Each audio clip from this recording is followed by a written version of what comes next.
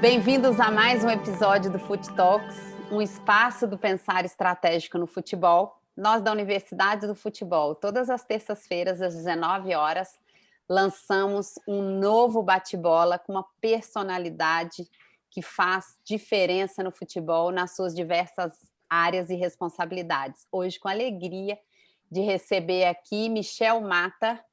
Ele é bacharel e mestre em esportes pela USP.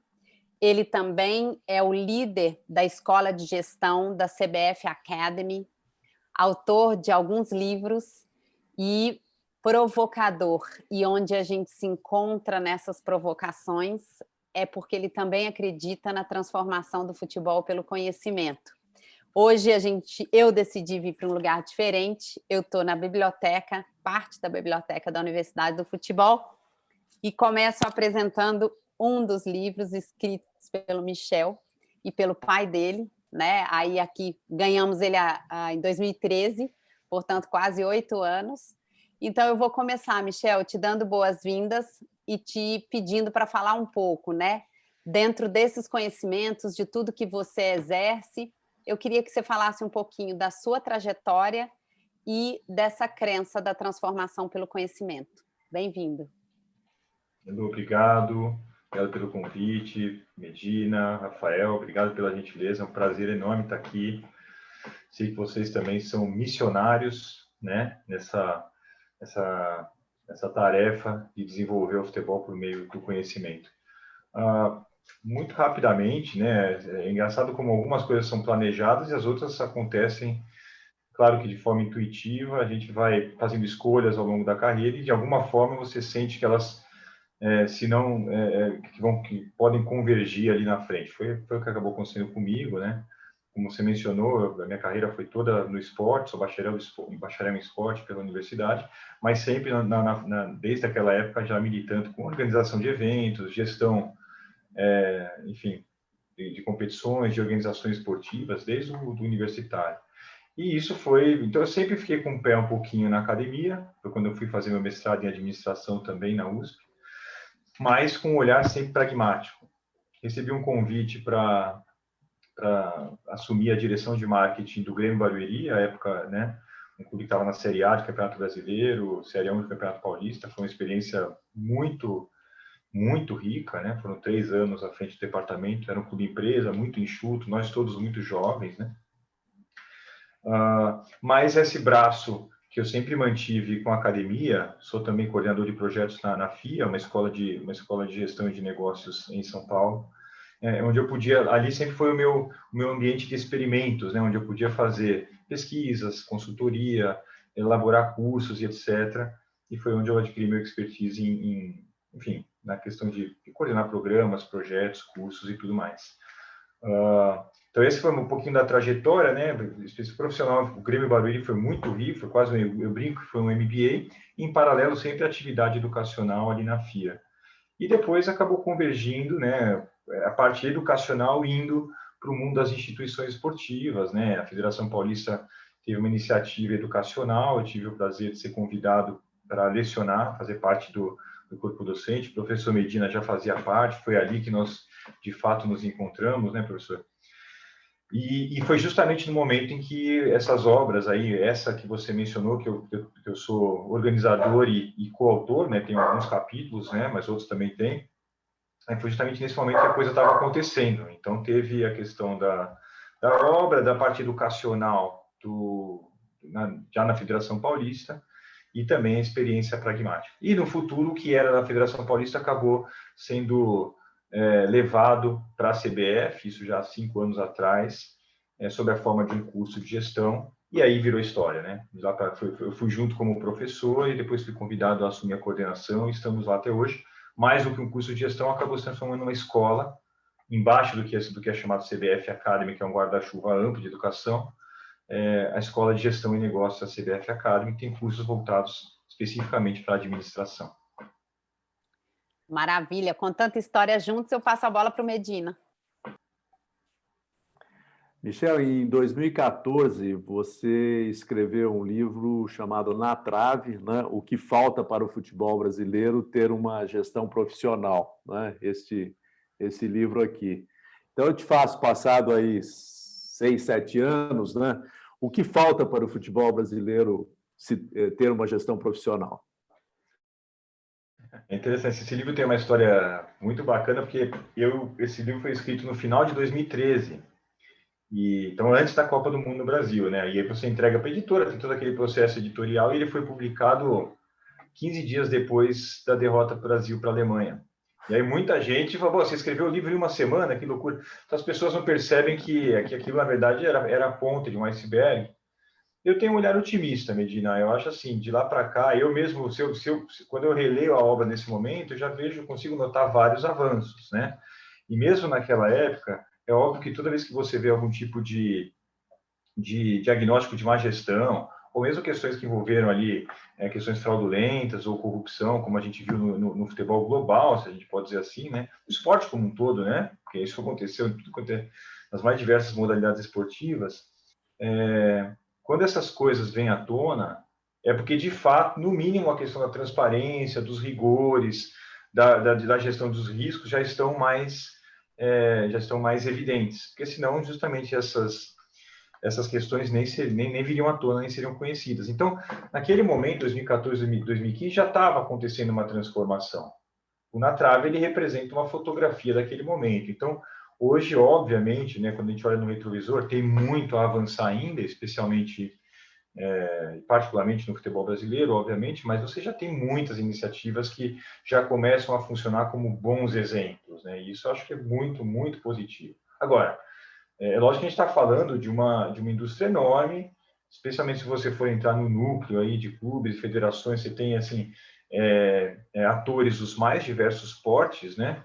Então, até isso ir cascateando por toda a indústria leva tempo, leva maturidade, né? E aí que entra, talvez aí que a gente vem conversando, o processo de educação, né? O processo educacional de você conseguir fazer com que essas boas mensagens possam atingir o sistema como um todo. Perfeito. Bom, Michel, você comentou agora aí que existe um desnível muito grande dentro dos clubes e também dentro das federações. Falando um pouquinho das entidades aí, como é que você vê a evolução dos processos de gestão e governança corporativa nas federações, especificamente? Olha, falando de Brasil, estamos falando de futebol ou de forma mais ampla? De futebol. Federações estaduais de futebol. Então, olha só, se você imaginar que a própria CBF, né, a transformação dela é algo que acontece de 5 anos para cá, 6 anos para cá, e aí você está falando do o órgão regulador máximo, de novo, ela é o grande exemplo que começa, pelo menos no âmbito das federações, né, que são as suas afiliadas, se é que a gente pode dizer assim, ela começa a funcionar como um exemplo para o desenvolvimento dessas outras federações. Então, é tudo muito recente. De novo, a mensagem é muito poderosa, né? Então, se a gente voltar 7, 8 anos atrás, a mensagem nem existia, né? Então, hoje a mensagem é poderosa, existe, obviamente, né? Como você acabou de mencionar, Rafael, um desnível, né? O Brasil, né? Uma confederação enorme aí, com desigualdades, enfim. Então, claro que aquelas instituições com uma melhor estrutura, com mais acesso a recursos, conseguem fazer a transformação de forma mais acelerada, mais estruturada. Mas a mensagem, quando você dialoga com os líderes dessas organizações, presidentes de federações, pessoas que estão no comando, na posição de altos executivos, todos eles já são sensibilizados. Então, isso é muito legal. Quando você percebe uma mudança da mentalidade. Então, não existe mais uma visão retrógrada, amadora, estacionada no passado. Isso não existe mais. Agora, alguns conseguem colocar essa agenda para rodar de forma mais acelerada e outros, obviamente, embora sensibilizados, têm mais dificuldades, né? Mas a mensagem que fica a transformação já está acontecendo, já está a caminho, é um processo. Para alguns mais acelerado, para outros mais lento. Michel, a gente, né, como eu disse no começo, vem de uma história Michel e Medina, depois o Medina na parceria aí, sendo professor, contribuindo para o desenvolvimento do futebol, inclusive dentro das certificações da CBF. Esse ano, Universidade do Futebol e CBF ampliando essa parceria com a CBF Academy. E a gente tem conversado muito entre nós, né, entre nós 4 aqui, sobre a necessidade e o poder das parcerias. Como você tem sentido isso e como você vê o desenvolvimento do futebol brasileiro para o futuro a partir de alianças estratégicas, a partir dessa conjunção de competências, sendo, como você falou, uma indústria enorme que tem muita coisa para ser feita? Essa resposta é muito objetiva. Eu sou totalmente favorável, vejo com muito bons olhos, me deixa muito feliz. Na verdade, mais do que isso, né? Porque algo que sempre me deixou muito frustrado, tenho certeza que o professor Medina está aqui também, assim, ao longo dos anos, você notava muita gente bem intencionada e com grande capital intelectual e de conhecimento, mas atuando de forma totalmente desconectada para a transformação. Então, você via inúmeras iniciativas que tinham provavelmente o mesmo objetivo, todas muito bem intencionadas, mas desconectadas. E aí, obviamente, né, os esforços, quando eles acontecem dessa forma, né, de forma desconectada, eles acabam promovendo um impacto menor. Então, eu fico muito feliz quando essas conexões acontecem, né, quando a gente busca isso. Muitas vezes isso acontece de forma planejada, às vezes de forma quase que incidental, né? Mas felizmente quando a gente começa a convergir, né? E eu acho que ainda há outras, né? Convergências para acontecerem, né? Entre outros entes e tudo mais. De novo, né? Como a gente falou, o nosso país é um país continental, né, enorme, mas a gente já começa a ver movimentos muito interessantes, né? Então, de novo, eu sou um grande entusiasta, fico muito feliz e para mim assim é quase que eliminar uma frustração que eu tinha há pouco tempo atrás, quando essas iniciativas, esses esforços aconteciam de forma desconexa. Você me lembrou agora, Michel, eu estava nesse final de semana em Campinas, numa etapa do ATP Challenger de tênis, e ali estavam vários patrocinadores de esportes, né, no Brasil e no mundo. E eu estava contando sobre a Universidade do Futebol, estava entrando, né? Todo mundo fica muito curioso, né? Eu represento muito o mundo lá fora, gestão, estratégia. As pessoas ficam curiosas para saber que esse interesse no futebol, e eu sempre falo disso, né? Uma oportunidade, primeiro, de mudar o futebol e transformar a sociedade, né? Uma indústria que tem aí uma abrangência enorme, em todas as faixas etárias, famílias, socialmente, enfim. Mas esse patrocinador especificamente me chamou a atenção quando ele falou assim: Elô, eu fico pensando por que nós, nos investimentos históricos que a gente faz, a gente não teve e não tem esse gás, essa força que vocês estão tendo agora, que as alianças estão tendo agora. A única coisa que eu falei é assim, me dá uma oportunidade de uma reunião que você não vai se arrepender de começar de novo. Claro, então, claro. Nesse espírito, como você vê esse conhecimento, esse investimento, e como o futebol pode, a partir dessa jornada também de transformação, você falou de mais compliance, mais governança, como você vê o futebol voltando a atrair mais negócios e atraindo mais investidores? Voltando um pouquinho ao ensaio dos negócios das entidades esportivas. Como você vê que o futebol precisa continuar avançando? Em que áreas você acha que seriam os pontos cruciais da atração desses investidores? Então, né, a gente ainda tem... Você tem, de novo, a indústria acontecendo e essa transformação acontecendo em diversos níveis, né? Então, é difícil, assim, falar genericamente do futebol. Eu acho, assim, a lição de casa, que é justamente atuar na questão da governança, né, de processos, de transparência, os pilares da governança em geral, fundamentalmente, eles vêm antes, e a questão da visão sistêmica, isso vem antes de qualquer análise mais específica de alguma área ou práticas modernas de gestão, porque se o alicerce não está montado, isso não adianta. Então, assim, quando eu falo de bons exemplos, que eu falei há pouco, assim, aqueles que fizeram lição de casa nessa primeira etapa, montando os alicerces, começam a colher os frutos, porque agora as boas práticas de gestão encontraram um ambiente saudável para existirem. E é isso, obviamente, que manda envia uma mensagem poderosa para o mercado. Então, aí você vai na ponta, né, da sustentação econômica, né? Seja os stakeholders que fazem essa sustentação, patrocinadores, investidores em geral, grupos de mídia, todas aquelas entidades que orbitam aí o futebol, elas começam, obviamente, a ser atraídas para os bons exemplos. E isso, obviamente, vai reverberando. Agora, quando você vai olhando a indústria como um todo, você tem entidades, clubes que ainda nem conseguiram amadurecer em termos da governança, mas, por exemplo, já se sensibilizaram. Você tem aquelas que ainda nem se sensibilizaram. Então, você tem que, na verdade, fracionar, né, a indústria para ir olhando o estágio de maturidade de cada uma delas. E aí, voltando um pouquinho ao que eu falei anteriormente, é isso. Quer dizer, quando você, pelo menos, já passou a ter os bons exemplos, que até há pouco tempo atrás, você falou, não, os bons exemplos estão fora, são internacionais, então você fica olhando para fora. Quando você começa a ter algum tipo de bom exemplo dentro de casa, você passa uma mensagem poderosa de que é possível. E isso vai reverberando. E aí, de novo, né, a questão da educação e de você poder criar ambientes onde essas mensagens, e obviamente que nós estamos aqui num time e a gente sabe que essa mensagem está sendo transmitida a todo momento nos programas que a gente né, que todos esses esforços têm, você começa a sentir que você tem um poder transformador muito grande.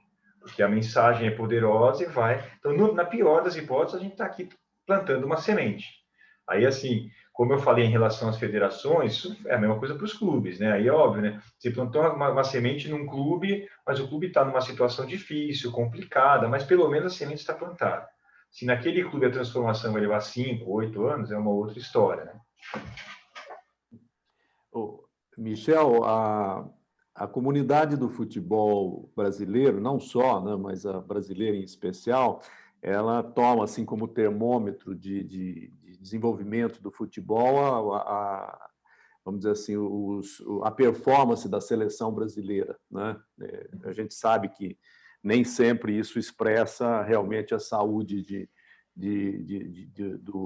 da prática do futebol nos diferentes países, né? Eu acho que de um tempo para cá nós estamos adquirindo certa maturidade, né? Acho que até o 7-1 talvez tenha sido bem pedagógico nesse sentido, para chamar a atenção para alguns problemas, se é que a gente pode tirar lições, né, positivas de uma derrota assim, que nos chateou tanto, né? Mas hoje a gente vê maior receptividade, né? A gente não está nem com aquele ufanismo e nem com aquele complexo de vira-lata, né, que em determinados momentos nos caracteriza. E a gente está mais aberto ao aprendizado, eu acho que isso é um avanço. São 14h30. Mas a gente se inspira muito ainda naquilo que está sendo feito na Europa. Você, como estudioso do modelo americano até de gestão do esporte, gostaria que você falasse um pouquinho sobre o que o modelo americano tem a ensinar o futebol brasileiro em termos de gestão. Então, assim, em termos de... Obrigado pela pergunta, é uma provocação interessante, né? Porque, assim, quando a gente fala de modelo, né, a base elementar do modelo americano ela não é replicável em estruturas que foram concebidas no modelo associativo, como o nosso. Pelo menos não no curtíssimo prazo, né? Porque ali, realmente, você tem um modelo empresarial concebido quase que do zero. Então, eu nem entro muito nesse mérito, porque senão você gera muita rejeição no próprio discurso. O que eu sempre pego do modelo americano, e assim, as boas práticas de gestão, né? Quando você vai falar de gestão das áreas da administração, seja do marketing, da comunicação, gestão de marca, financeira, etc., isso vem, como eu falei, uma vez que você montou o alicerce, especialmente de governança, de fomento de boas práticas, isso vem quase que automaticamente. Eu sempre me refiro, quando me refiro ao modelo americano, à adoção de algumas medidas para buscar o equilíbrio competitivo das competições. Eu acho que esse é o grande, talvez de tudo que eles têm, né? Obviamente tem um modelo bastante evoluído, mas de tudo que eles têm, o que eu acho que deveria ter uma atenção especial é que medidas que buscam o equilíbrio competitivo, o fomento do equilíbrio competitivo das competições, que é o grande ativo, tirando as questões de seleção brasileira, etc., é o grande ativo das federações da confederação, poderiam vir a ser adotadas. Tá bom, algumas não é possível, mas outras são possíveis de ser adotadas. Então, é nesse sentido que eu pego, né? E aí você tem lá, principalmente como se discute muito, né? Medidas de distribuição de receita, medidas de limitação de teto salarial e piso salarial, seja para atletas ou treinadores, comissão técnica, a questão que envolve, por exemplo, um valor máximo que o clube pode investir em termos de elenco, né? Enfim, assim por diante. Então, você tem algumas medidas, entre outras, né, restritivas nesse sentido, que buscam transformar o produto competição com um produto mais competitivo. Essa, para mim, é a principal mensagem que poderia ser adquirida do modelo deles. Legal. Bom, Michel, você entrou num tema aí que me interessa bastante, que tem relação aí com o fair play financeiro, né? Eu queria que você comentasse um pouquinho sobre qual que é a sua opinião sobre essas medidas de fair play financeiro que a CBF começou a adotar no futebol brasileiro, e também um pouquinho sobre essa polêmica aí da medida provisória das transmissões esportivas. Qual que é a sua opinião sobre esses dois pontos? Então, o fair play financeiro ele entra exatamente como um dos eixos aí do fomento para o equilíbrio competitivo. É exatamente isso que ele faz. Porque se você não tem o fair play financeiro, você não consegue colocar em igualdade de condições de competição clubes que estão na mesma competição. Se um tem uma gestão econômica saudável e o outro promove, por exemplo, né, um endividamento contínuo para montar equipes competitivas de forma insustentável, você não está promovendo a igualdade de competição. Então, o fair play financeiro ele é bem-vindo, ele já acontece na Europa, sem dúvida, nos Estados Unidos também, então, nos mercados mais desenvolvidos, sem dúvida, ele acontece. Agora, tem um olhar de que ele é um processo, então nós ainda estamos num processo educacional, antes do punitivo, vamos dizer assim, né, porque a gente entende que existe uma questão de maturidade, de cultura, etc., etc., mas que precisa ser promovida de forma acelerada. Mas é um caminho sem volta, não faz nenhum sentido, né? A questão da MP, ela já é um pouco mais complexa, mais polêmica, é difícil você ter uma... Eu consigo enxergar os dois lados da moeda, e eu não consigo, eu já participei de tantos debates, e você não tem, assim, uma única resposta certa, né? Tem gente que defende que uma vez que o seu clube está participando de uma competição, eu não sei se a gente precisa aqui explicar a MP, ou se todos os nossos... Quem está acompanhando entende exatamente o que acontece, né? Mas é que no Brasil a legislação ela diz que o direito de transmissão de um jogo pertence às duas equipes, o mandante e o visitante. E essa MP ela veio a definir que o direito é exclusivamente do mandante. De certa forma, então, ele tirou uma amarra grande que existia aí na negociação dos direitos de transmissão, que antes devia ser pactuado entre ambas as partes, né? E aí, assim, então, aqueles que são contrários defendem que, olha, é um direito adquirido, né? Eu não posso tirar o direito, já que minha equipe está participando daquele jogo. Eu tendo a achar que a questão do direito ser exclusivamente do mandante realmente tira algumas amarras que são importantes. A gente tem aqui uma série de jogos que acabaram ficando, enfim, no vazio, né? Não passaram em nenhum tipo de emissora porque não houve aí uma pactuação de venda dos direitos. Mas, Rafael, é uma pergunta difícil, né, de ser respondida de forma objetiva, é mais como uma provocação, e não está pacificado, né? E uma vez que a medida caiu também, então, acabou nem trouxe um efeito, um barulho provisório, mas acabou saindo da pauta por hora. Vamos aguardar. Isso aí. Michel, e continuando em questões complexas, mas prova certa de uma indústria em transformação, eu queria falar um pouquinho de torcedor. Por quê? Porque a gente, com alegria, vê esse ano já até capas de jornais importantes fazendo a conexão entre a gestão, clubes bem geridos e resultados dentro do campo. A gente vê a evolução dos balanços. E a impressão que eu tenho é que isso tem trazido uma maturidade para a indústria como um todo, e, de alguma forma, começa, mesmo na indústria de paixões e milhões, trazendo já alguns torcedores, alguns formadores de opinião, a realmente entenderem que o resultado do domingo ele só é sustentável com uma prática de gestão, com visão estratégica de longo prazo, mas tem muita emoção em jogo, né? Como é que você vê assim esse nosso esforço da transformação pelo conhecimento, do trazer a gestão para profissionalizar, quando eu separo esse stakeholder tão importante que é o torcedor? O que você acha que que está acontecendo e que pode ser feito ainda? Então, talvez esse seria tocado talvez no assunto mais sensível, né? Porque, primeiro, o torcedor ele representa justamente o elo emocional da nossa cadeia, né? E ele, obviamente, potencializado pela ação dos formadores de opinião, quando esses formadores de opinião têm alguma opinião também fundamentada na emoção, eles, obviamente, têm um poder de influência muito elevado, que talvez seja o ponto principal que diferencia o esporte e o futebol em particular das demais indústrias, né? Esse componente emocional. Todos nós sabemos disso, né? Mas a influência que isso tem na tomada de decisão, especialmente quando você está falando de uma indústria cujo eixo de tomada de decisão não é um eixo 100% profissionalizado, né? Você está falando de dirigentes estatutários, que também têm ali suas motivações políticas, por cargos, etc., que é genuíno, né? Mas isso talvez seja o eixo principal a ser trabalhado. Agora, nós temos uma dificuldade, que é o seguinte: você não educa torcedor via curso. Então, você tem que usar as ferramentas que estão disponíveis, e uma das principais ferramentas são os formadores de opinião. Então, é engraçado porque, e aí você me perguntou o que a gente pode ver da evolução, assim, a gente começa a ver alguns formadores de opinião, a gente que coordena cursos, participando de cursos, querendo entender melhor o sistema, para aí sim poder passar mensagens adequadas. Então, sem dúvida, essa talvez seja a ponta de esperança que nós, né, que trabalhamos com essa transformação, podemos sentir. Eu já consigo sentir isso.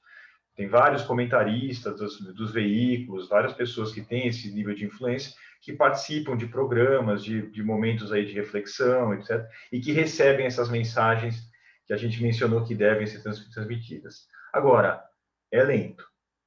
Infelizmente é lento, e, de novo, talvez isso que o Medina falou há pouco tempo, né? Porque é uma indústria que ainda tem essa questão errática na tomada de decisão.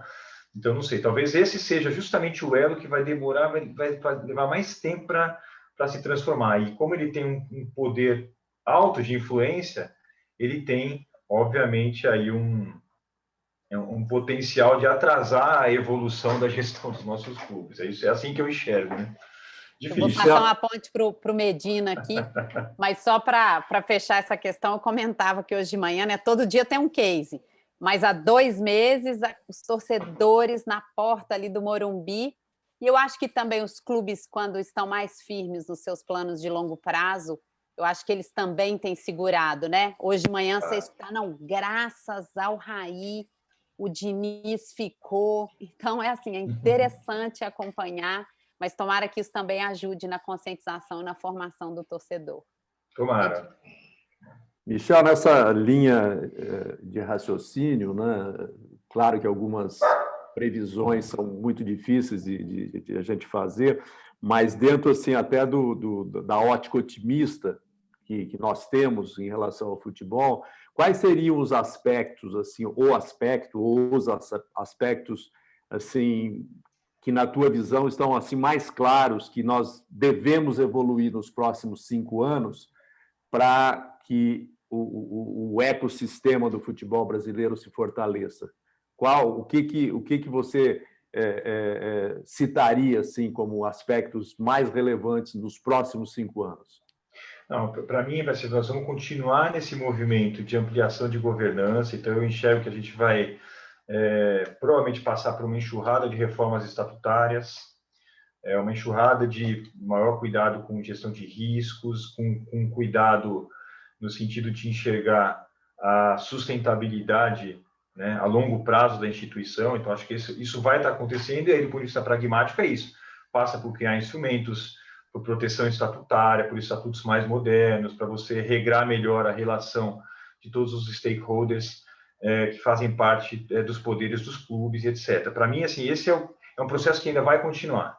Ele já começou, mas então, assim, a discussão já é muito, obviamente, presente, sem dúvida, mas do ponto de vista prático, poucos são os clubes ou instituições que já mexeram, de fato, nas suas estruturas para que os impactos sejam vistos, né?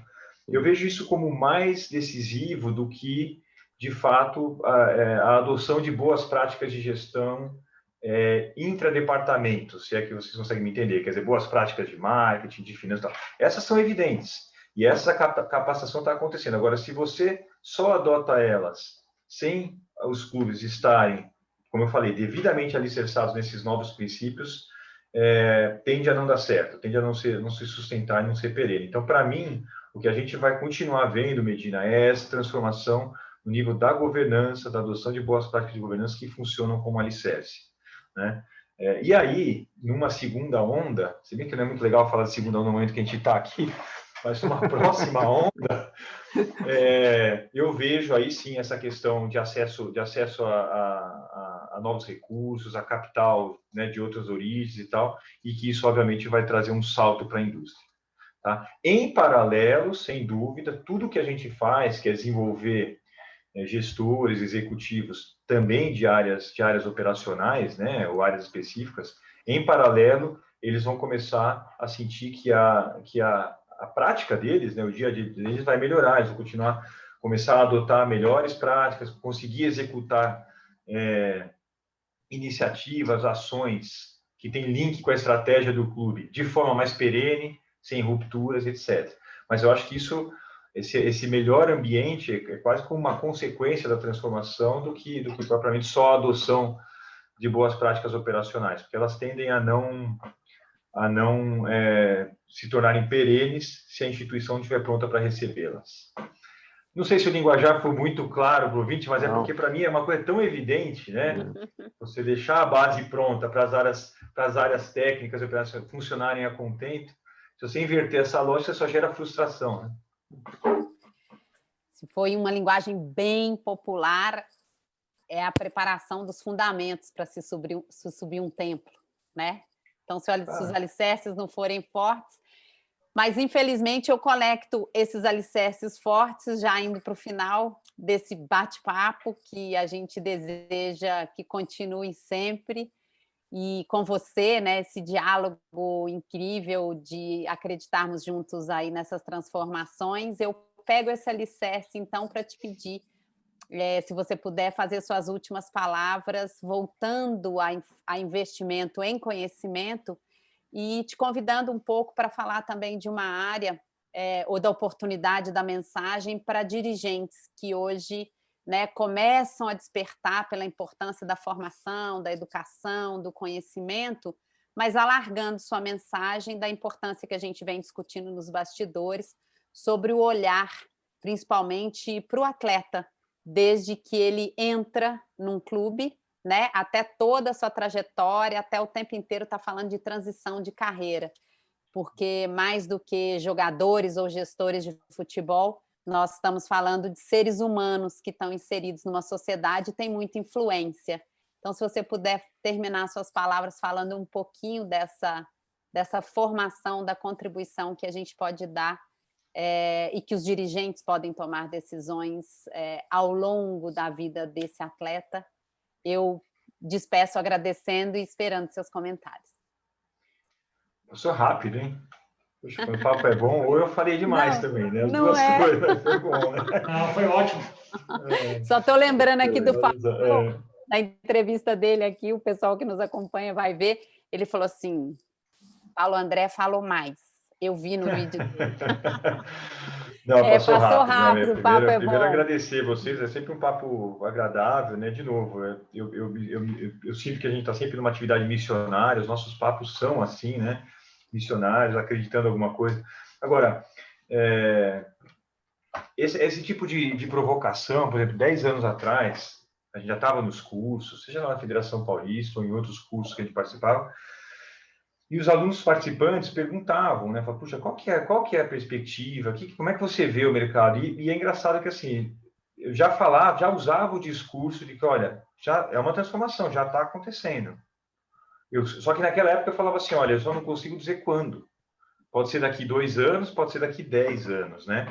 E eu sei que isso gerava talvez produzisse um impacto mais negativo do que positivo, mas era muito honesto. Mas eu já via a transformação acontecendo. Hoje, os alunos continuam perguntando, como é que você vê e tudo mais, e eu vejo com uma perspectiva muito interessante, porque, de novo, eu já consigo ver uma primeira linha dos dirigentes que você mencionou, Heloísa, muito já sensibilizados. Então, assim, a transformação vai acontecer, para alguns já aconteceu, e, por consequência, o mercado se amplia muito para quem é qualificado, né? Então, a gente vinha do mercado absolutamente desestruturado, com pouco profissionalismo, poucos profissionais de fato com desenvolvimento, com capacitação estruturada, né, participando, e de repente esse mercado está se abrindo de fato. E aí o desenvolvimento, né, para falar de desenvolvimento humano, de qualificação, de capacitação, ele passa a ser essencial. E antes, então, o que era apenas um discurso, né, quase que um discurso sonhador, hoje ele já se transforma em algo absolutamente real, pragmático e palpável para quem está se qualificando, porque você começa a participar, eu vejo isso nos alunos, começa a participar de turmas e ele vê o colega dele trabalhando, é um trazendo oportunidade para outro, é o outro que foi contratado, é o outro que nem era dessa indústria, migrou para essa indústria porque tinha qualificação e assim sucessivamente. Então, a mensagem que eu posso deixar é que, felizmente, aquilo que eu já via 10 anos atrás, e o Medina também, e o Medina até antes, né, porque a iniciativa é até de antes, que a gente já via isso acontecendo, felizmente, para nossa satisfação, talvez não na velocidade que os mais ansiosos desejam, né, ou desejariam, mas isso já está acontecendo de fato. Isso nos traz muita satisfação e obviamente, que é um combustível para a gente continuar com esse movimento, né? E é isso, assim, e para o ex-atleta, já que você perguntou, felizmente também, até com esse olhar mais cuidadoso por serem seres humanos, né, já começam também a ter um desenho de carreira, um desenho de formação mais estruturado, que tem um olhar cuidadoso, de que é uma carreira realmente que tem uma transição num momento em que poucas outras carreiras têm, né, em que você encerra a carreira numa idade muito jovem ainda. Então, você começa também a ter opções de qualificação, de capacitação, desenvolvimento humano, para abrir o olhar dessas pessoas e deixá-las relativamente preparadas ou mais bem preparadas para assumir novas funções. Então, de novo, é uma indústria em transformação, todos estamos aqui, né, missionários, desenvolvendo, trabalhando para que ela aconteça de forma estruturada, mas o olhar hoje é muito positivo mesmo, e eu fico assim, muito satisfeito com pessoas como nós, assim, envolvidas nesse processo. Super obrigada. E como essa conexão de te conhecer e fazer trabalhos conjuntos veio do mestre, eu peço para ele fazer as palavras finais de agradecimento. Bom, só temos que te agradecer, né, Michel, pela gentileza de nos conceder essa entrevista e de falar de assuntos que nos preocupam, né, e que nos animam também ao mesmo tempo, né? A preocupação vem também com entusiasmo, porque a gente acredita, né, nesse mercado, né, e no futebol, né, enquanto manifestação não só econômica, mas cultural, esportiva, né? Então, só tenho que agradecer em nome de todos aqui da Universidade de Futebol a tua participação aí no nosso Fut Talks. Muito obrigado. Eu que quero agradecer, parabenizar a Universidade de Futebol por tudo que ela já fez e vem fazendo. De novo, é uma soma de esforços. Fico muito feliz em poder contribuir e, de fato, parabenizar por todo esse esforço de anos e que continua com a mesma energia, com a mesma competência, com o mesmo conhecimento. Parabéns para vocês. Seguimos juntos.